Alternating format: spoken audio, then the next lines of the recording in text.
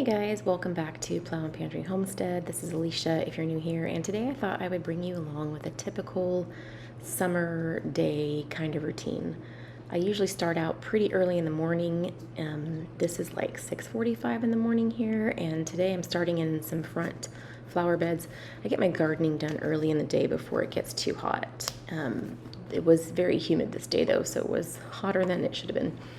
But I was trimming up some edges in the front, and then I had some plants I ordered that came that I wanted to get in the ground. Over here I'm working on some Tempo Rose geums, sometimes called avens, and those are perennials. I'm slowly adding more perennials to my front bed and relying less on annuals for those, but I wanted to kind of choose things as I went and as I found things I love and not just fill it full of perennials. So like these, I ordered 5 of them that I'm putting over there with a little bit of biotone starter and getting those in the ground. They came as baby plants and they will hopefully be very healthy. I started in the front bed today because it is shady in the morning still and it's cool out front. Then I went into, after I planted the geums, I also had one. It's called a lilac hollyhock or a hollyhock lilac. It's short though. It's not as big as my normal hollyhocks. It's only supposed to get like 3 feet tall. And I have this like triangular space I want to fill next to my Japanese maple tree.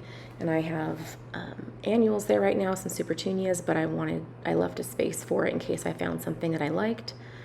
And then after that, I started deadheading my lavender. You don't have to deadhead this lavender, but it takes a long time for it to kind of clean itself and get new blooms if you don't.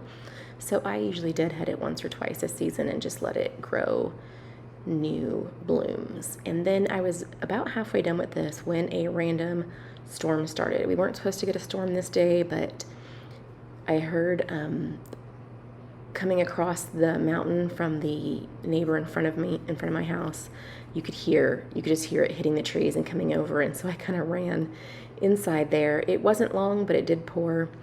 But I was just doing some stuff inside while that was happening, kind of paying bills, that kind of thing.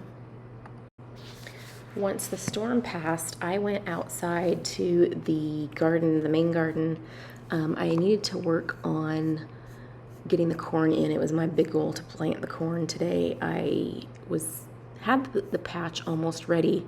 I just had to clean up some border space, get some grasses out of there. You can see that my chickens are helping me with that. And I just was cleaning up, using my shovel and my Cobra Head to clean up some grass weeds and try to get the roots out. And then I moved the chicken fence because I can't plant the corn while the chickens are there or they will dig it up and eat it.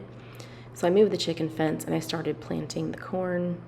My process for this, I use different things every year. Every year I make some kind of thing to make a straight line. And this year it was just, I had 2 large popsicle sticks in my UTV and some of the plastic tie stuff that you use, to tie grapes and things.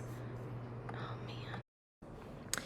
And I just kind of eyeball this. I put my corn rows about 18 inches apart, and then I just try to make a straight line. I swear the one that I filmed was the one that I had to adjust the most. Try to make a straight line. I just use my Cobra Head to make a little ditch that goes down the length of the row for me to put my corn in. And then I just start dropping seeds in every 6 to 8 inches-ish.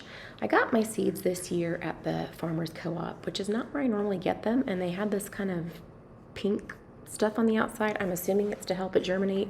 It's not something I've ever had before. It's probably not something that I would normally get. I'm sure it's not organic, but I was there, they were cheap, and it was convenient for me, so I got them this year.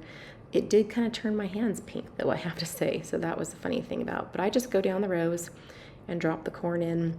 I know there are things people make PVC pipes and stuff so you don't have to bend down, but I find that just as hard to adjust exactly where I want that to go in the dirt as it is to just get on the ground and put my corn seeds in. So I just prefer to do it this way, to each his own. Then I sprinkle a little bit of organic blood meal on it for a little nitrogen. Corn is one of the only things I fertilize because it is nitrogen needing. And then I go back through my rows with some of just some cheap dirt and kind of fill it in and pat it down and just get those seeds under the ground. At this point, I have been out for almost 3 hours. It is hot, I'm tired. I just harvested a couple garlic scapes and also some comfrey leaves. There's always bees on the comfrey, always, always. But I just snipped some leaves to collect so that I can dry them, because I put comfrey leaves in my salve that I make with yarrow and comfrey and oregano and bee balm and stuff like that.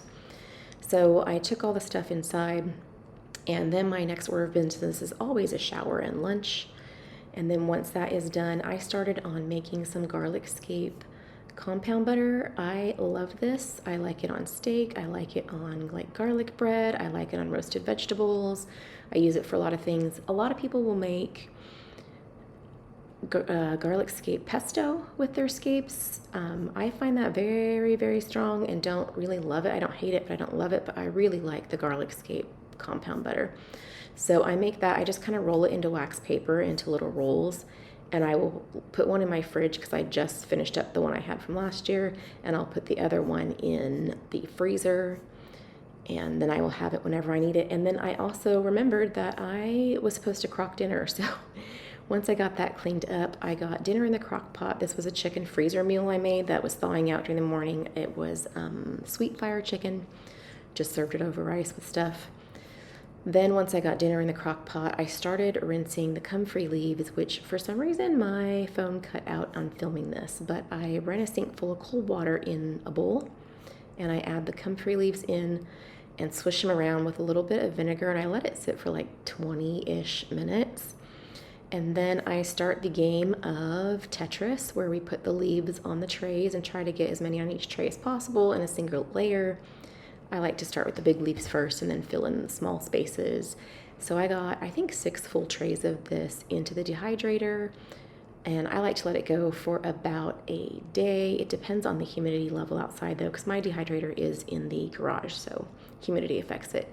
And that is the end of this part of the day. We ate dinner that night, and I'm trying to make myself clean up the kitchen after dinner and relax and just kind of cut off my day there. So that's pretty much what a normal day looks like for me. It is about 3 hours or so in the morning after I get breakfast going for everybody, and then that's outside before the heat. It's not actually before, it's just before it's too hot. And then I'll come in and shower, have a late lunch. I don't usually eat breakfast, so I'll have lunch, and then I will tackle other things like cleaning and household things, and then any food preservation things I'm doing, like the garlic scape butter or the dehydrating of the comfrey leaves today. So thank you for joining me, and I hope to see you guys on the next video.